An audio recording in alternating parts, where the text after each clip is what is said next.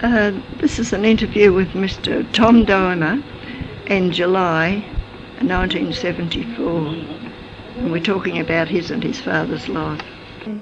You've been up at Biddy's Patch. Biddy's Patch, yeah. What do you do there? Do you work I've been working on the station more or less, chasing dogs and getting a bit of gold in the meantime. What do you do, alluvial or you're on reefing? No, on a reef. I've got a lease up there. You got a lease?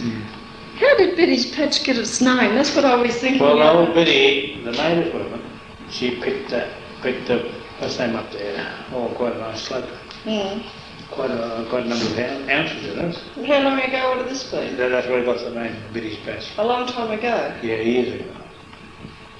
And that sort of started people, was it a sort of an alluvial place there? Yeah, there is a bit of an alluvial place there, but not too much.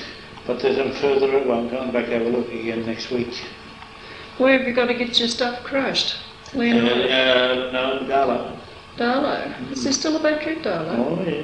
Has that been going all the time? Yeah, most of the time. Anyway, they're closing it down now for a month or two. Would that be the original state battery That's that was there? It used to be 10 head, but they broke it down to 5 head.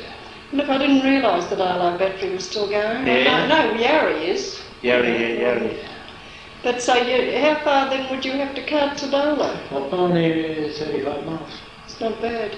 Would you would it be like a low grade stuff now? Yeah, low grade. I only took some dumps this time because I've been chasing dogs for the station owner there. Well, you haven't retired then yet, have you? Oh. You'll never retire. I'll never retire.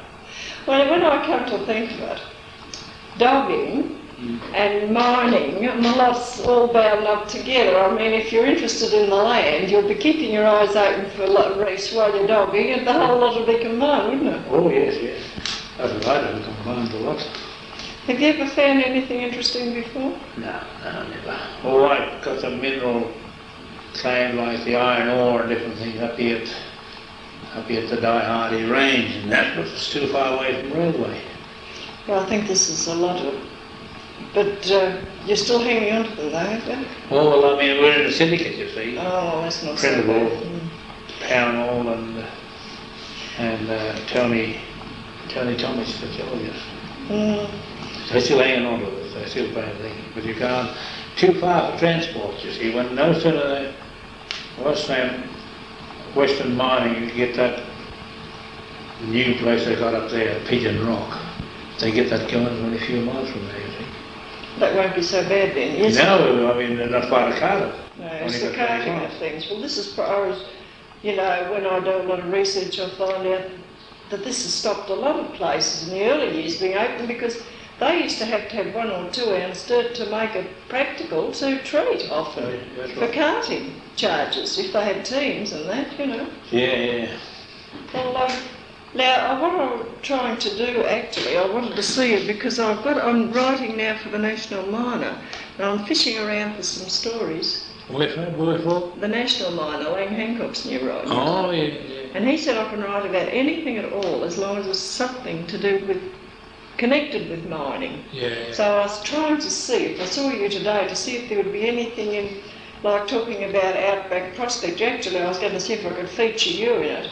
I could just say Dogger Prospector combined, how the one would complement the other, and we could bring in a bit of your tracking too. Yeah. You see, well, like for instance, now tracking. When did you first start to learn to track? Oh, I mean, we brought up in the station, childhood upwards. And do the natives show you how to? Yes, they teach you? We used to mix up the native kids, you see, that sort of thing, when we were only small kids.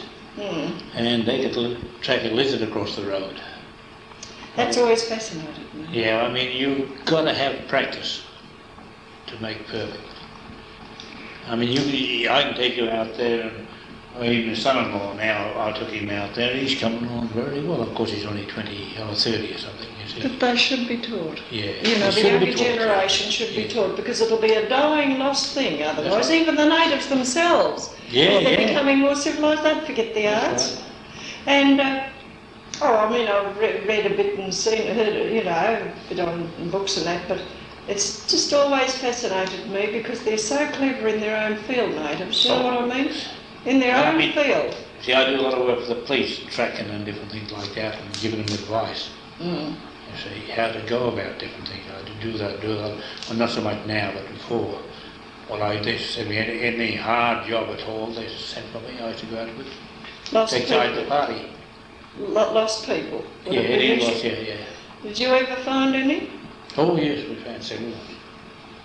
Yeah. Well, tell me about some of them. What do you reckon was one of the most interesting tracks you did? Well, one out from Esperance about 4 years ago. Mm. Last Easter, 4 years, I think it was.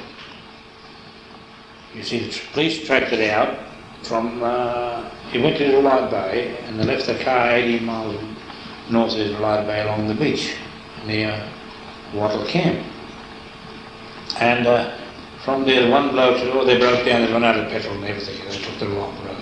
They had no chance of getting through the two-wheel drive, they should have known that before they left Israelite Bay.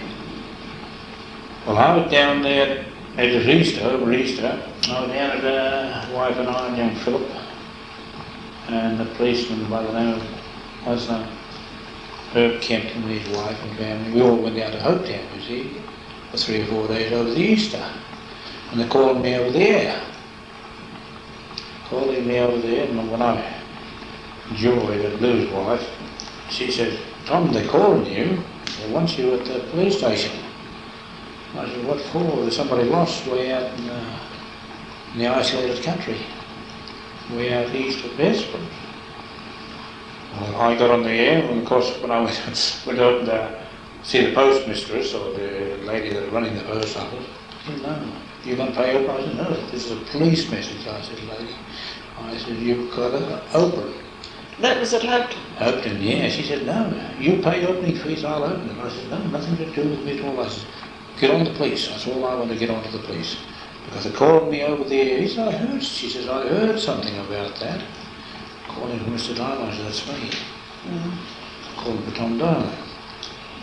So at any rate, I eventually got on the police at Hopetown and they put me on to the sergeant at Esperance, Sergeant Rule, and I got on even the Assistant Commissioner of Police, which I knew very well. Harry Sims that used to be here, remember, on the liquor branch?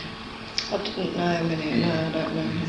So Harry got on, he said, we want you at all costs, Tom, we want you to go to Esperance. So I went to Esperance, they flew me to Caledonia to take charge of, well, of course the police party is halfway out there. They tracked me, they got the big escarpment there, and I couldn't get over it. Well, you could have got over it if you knew where to get over it, you see, along the old telegraph line. So, what's name?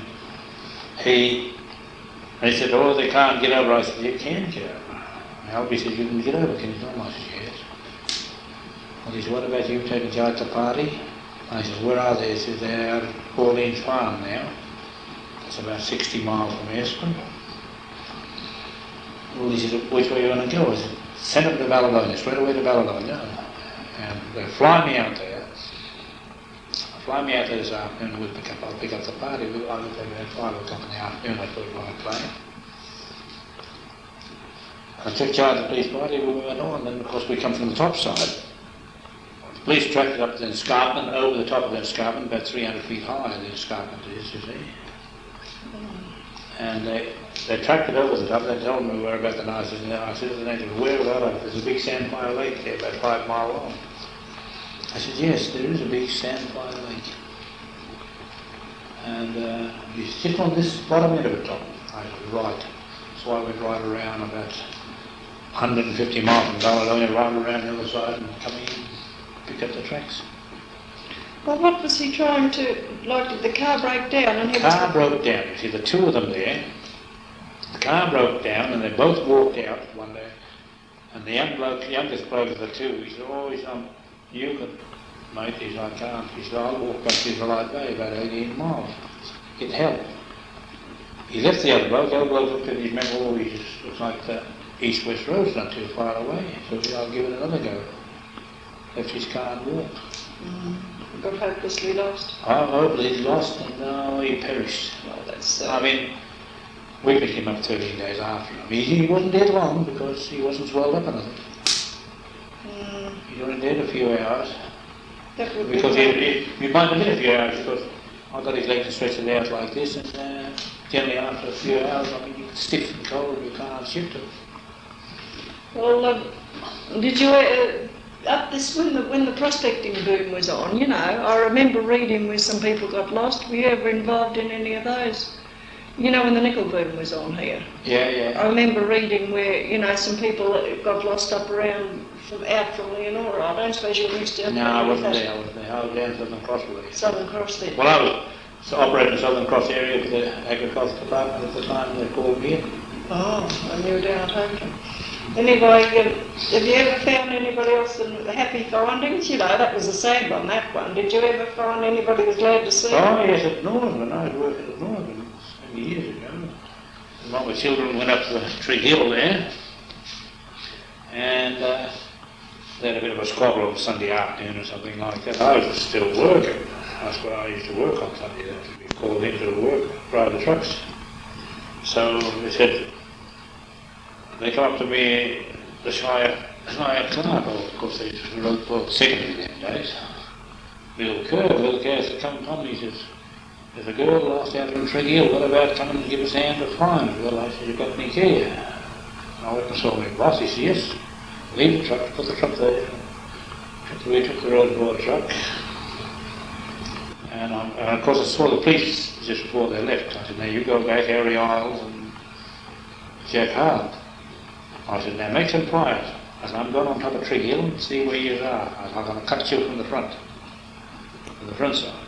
So I sat down for about an hour. I could see the fire. One went up there, one heading towards Mount Norfolk. So I went straight down 18 miles along the East-West Road and come down to Mount Norfolk. And I said to Arthur Guest, who was driving the truck, well, I said, I'll sit in front. So can I pick up a truck crossing the road? You were just sitting in the truck driving along looking for it? No, I was a driver, but I'm sitting on the bonnet. Oh, you're sitting on the bonnet? Sitting on the bonnet looking down, you see. Mm. And all of a sudden I said, where you stopped? This where she crossed. That little dog. Yeah, you could see the dog's tracks from all the No, I could see the girl's track, you see.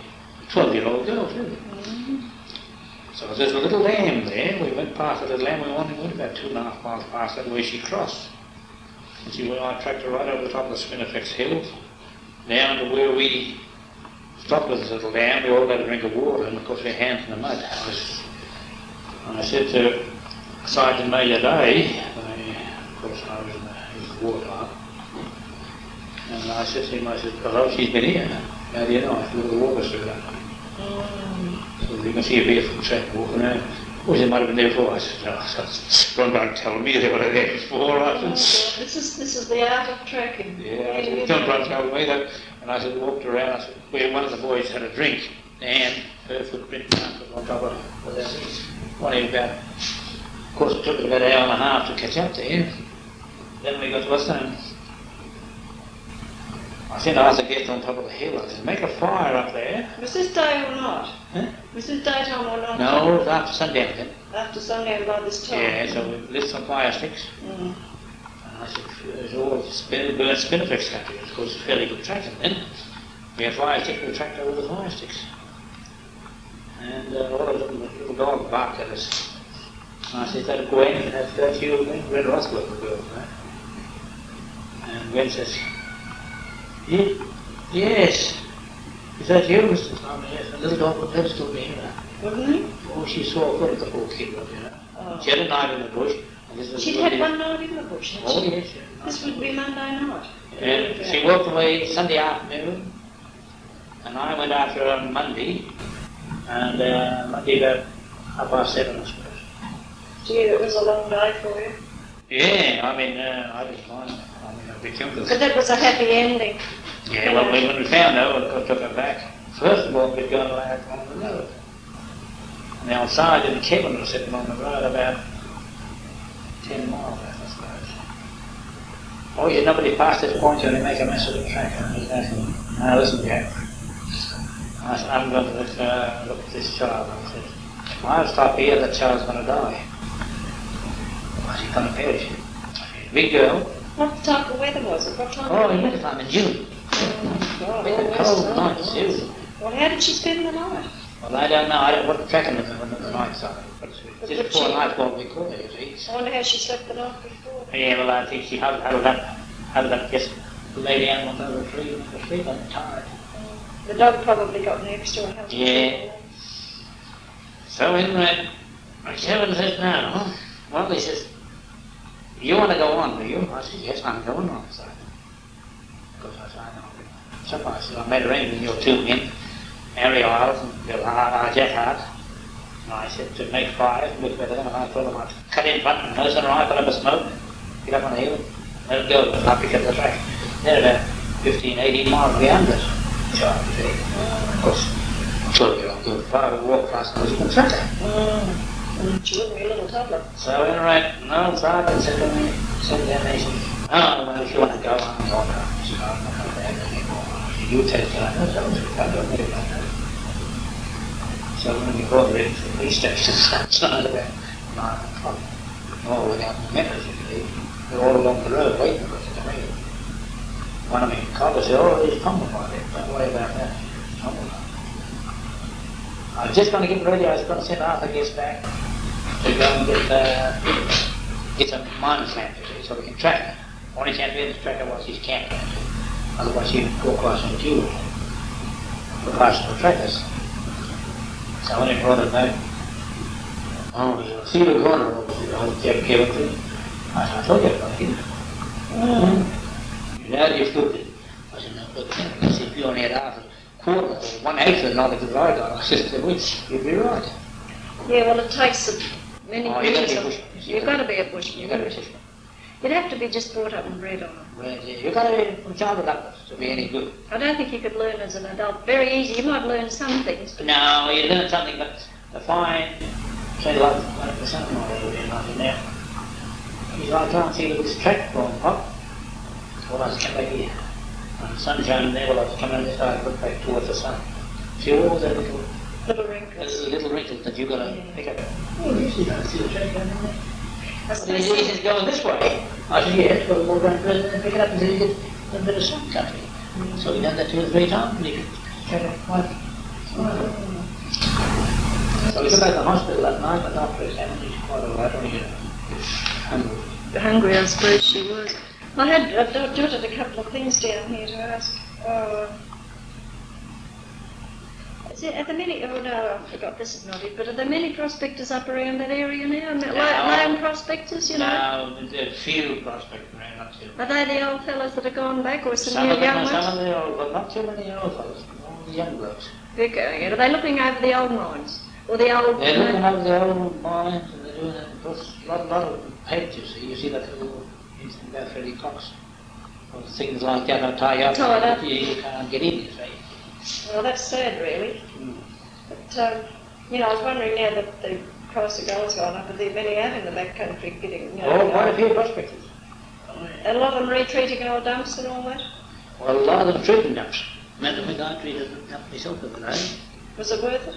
Oh, just worth it. Just worth it. Just worth it. Yeah, battery charges have gone up. It's not going to make it any easier. It hasn't gone up yet. It will be when? In August. Oh, thank God it's not. For providing the Parliament password. Well, listen, how do the natives in the bush out there? The Aborigines, do they do anything about gold at all? Or a few of them are. Mainly alluvial. Alluvial, mostly specking. Specking. Yeah. Oh, they're pretty good at that. Yeah. After rains and let us go. After rain, that's what it is. Well, that's the main thing. So I can get the facts straight. Yeah, Brooks was there before Cook. Brooks was there before? Brooks was a linesman there. Who was? Brooks was a linesman in the first Yeah. place, you see.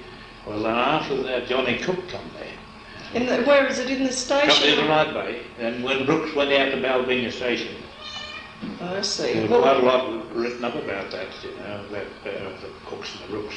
Yeah, I haven't read any of it yet, but I'm rather interested now. Mrs. Holden's got the lot. She's got all the material. Keith Quarterman's up there the other day. And my brother Carl and I asked him a few questions. Because Carl was in one of the stations when I was, even when old Brooks died. Well, listen, when you talk of Israelite Bay, is all there? Is this a station? Is that all, or was it a little settlement there once? No, it was only a repeating telegraph station. That all? Yeah. 4 operators and a postmaster. and they had their own little building, their own, like, you know those school books that your wife brought in? I see different names on them. Yeah. And were they like the people that lived out there? Yeah. And they wouldn't have had a school, would they? Or would they have just... No. A postmaster usually teaches most of the kids. My brother Harry, he was taught by a postmaster. Oh, any little place like that, they'd be taught by somebody who... Yeah, somebody that... was a bit bright. With some... bit of education. A bit of education. You see, like a postmaster like Simmons, Fred Simmons, you see. He was a postmaster there. Down at Israelite Bay. And Israelite Bay it was. Mm. They all lived in the post office there. And there was 2 linesmen, you see, one in each way. And 3 operators, they'd work night and day. And they used to make their own battery. Yeah. Make their own. They got a jar about 10 inches in diameter and about a foot high. They'd fill it up with water, put bluestone in it, that's copper sulfide that is, and then they put a zinc star in it to generate the current. Gee, that's clever. You told me. Well, I think, you know, the Australian bushmen, you know, in the war and that, they used to say that the Australians were the best at improvising things or making do. I think they've had to learn to be like that, don't you? Had to be, yeah. Had to be, really, you know. Well, I reckon there's not enough of it nowadays. No. Well, I was at the Historical Society last night and they were, you know, they've got an old Coolgardie cooler there and all those things, you know, and I was just remembering how things have advanced in just a few years. All those are lost suddenly. I mean, it's just it's not that in the real old days, it's only in a generation, you know, that things have improved so much. But... well, like these was them ambulances, you know, this 4-wheel drive ambulance. And the police 4-wheel drive vehicle. I put that when we went out there, you see. I said, you've got a 2-wheel drive ambulance, you've got no chance of getting in this truck, but you must have a 4-wheel drive vehicle. And Inspector was here, what's his name? Was it Menhennet? Wouldn't be Menhennet, would it? No, before Menhennet. He was relieved at Menhennet once. Was he? Purpose. Oh, yeah. Harold Purpose. Harold Purpose was the inspector here. Well, he said, what do you suggest? Well, I said, there should be a 4-wheel drive station for the police. One at Norseman, one in Kalgoorlie, and one at Laban. Well, they got them now. Oh, it's important in the back country. Oh, You've got these facilities. But I mean, you don't give the police a chance when you give them 2-wheel drive. No. I mean, police don't do any work at all, hardly. It's the tracks that do the work, and they get no credit for it. They're mainly all black trackers? Oh, yes. You'd be about the only white tracker? Yeah. Very few. So you would have, I noticed on an old map in there, all these station areas taken up by dynamo. Was that where you came from? Yeah. That's where we started off. That you started off. That's your father? My father, yeah. That's where I was born. So was it your father or grandfather? Your father? Father. And he took up land, yes, well that would have been very early. He took it up in 1900, I think. Yeah, around the turn of the century. Yeah, just turn of the century. And he took it up for pastoral? Pastoral. What, did he just have sheep or did he have some cattle in that too? Oh, a few cattle and a few sheep. They started up on top of the cliffs at Israelite Bay. There was a place called Whitefoot, him and old Brooks. He used to go out there shepherding for old Brooks years ago. And of course, last time he really struck out for himself, being a German, didn't figure it, and he struck out for himself, right?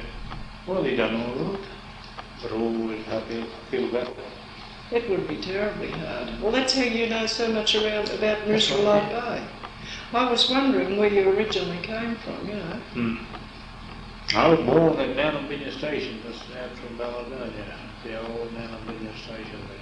Oh, well, you know plenty about that area. Yes. It's a little, I'm glad somebody's writing up about it because these places are sort of, you know... Keith Waterman and Mrs. Holden's are on the job now. I think the older will be, she'll be probably doing the writing and he'll be helping her. Yeah. You know, the material. Well, he's getting all the the stories. Main story, yeah. Of course, Keith Waterman, lecturer at the School School of of Mines. Mines, yeah. Yeah, that's right.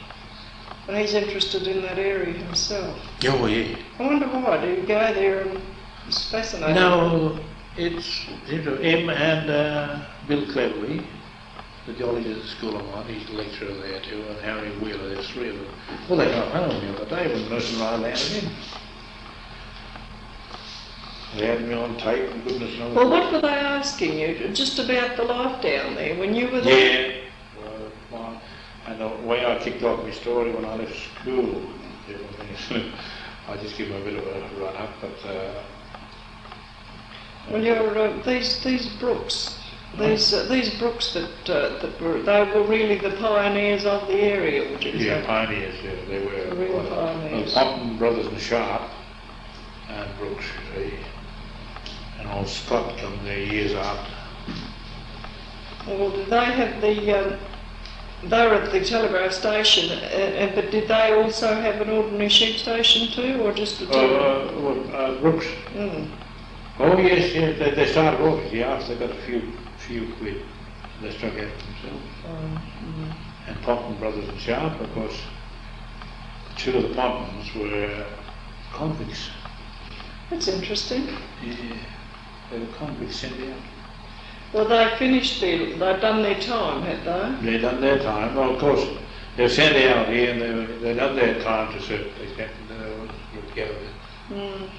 They were given tickets of leave usually. Yeah, that's about 100 years ago they come out up around here, right over the Trans line. I wonder if they were a couple that tried to escape, or did they just do their time? There were some of them trying to escape to get back over to the east, but... No, They they'd done their time. But of course, they never had much of a conviction against them. I think one of them got sent out there because you're shooting pheasants on a lord's property or something. I've been doing a bit about the convicts just for this story, and gee, they were sent out on some trivial charges, some of them. Yeah. The boy 7 years transportation for stealing a pair of shoes. Yeah. Silly things like that. Of course, there were some villains too. Well, I mean, old bloke named Bill Vincent, he was sent out. He was a real remittance man. He was a remittance man, you see. He was sent out for being drunk. Oh, for goodness sake. Yeah, there's a lot of things. Talk about streakers nowadays. When they come to Kalgoorlie, 1915, I think it was, 1915. He brought a mob of sheep up right from Baladonia, over 200 miles. We brought a mob of cattle up at the same time. I was only a boy, I just left school then. He gets to Kalgoorlie here, and of course knows when he gets drunk he strips off. There were streakers in them days. What was this for? It's just... Just thing he gets into. Once he gets drunk, he takes all these clothes off, everything, he walks naked. Well, it was all right in the middle of the bush, but not in Yeah, not he got bundled out of Kalgoorlie. I suppose you've met a few characters in your time, have Oh, you? yeah. Oh, most of them honest people. Oh, yeah, but they're just eccentric but honest, you know. Oh, no, I've met a few of them. They really tickle me, but... Oh, well, I don't suppose the real baddies would stay around too long, would they? Come and go. But, how far is Israelite Bay from Esperance? 120 miles. Well, that's a long way, you know. Yeah. These fellows that got lost, that one that perished, where were they heading for? What were they doing? Who's that? That ones that got perished that you were tracking. That man that got Oh, perished. his mother was, his father was under the tumor in his brain, one of the boys. And they were saying, they went out from, come to Gibson South. Oh, they said there's a short cut to Baladonia. So they took the short cut. Instead of going on Baladonia onto Mount Dragon and onto Baladonia, they took the one to Israelite Bay. Oh, they were sort of going over the eastern states. You want to go back to East. And was that the one that perished?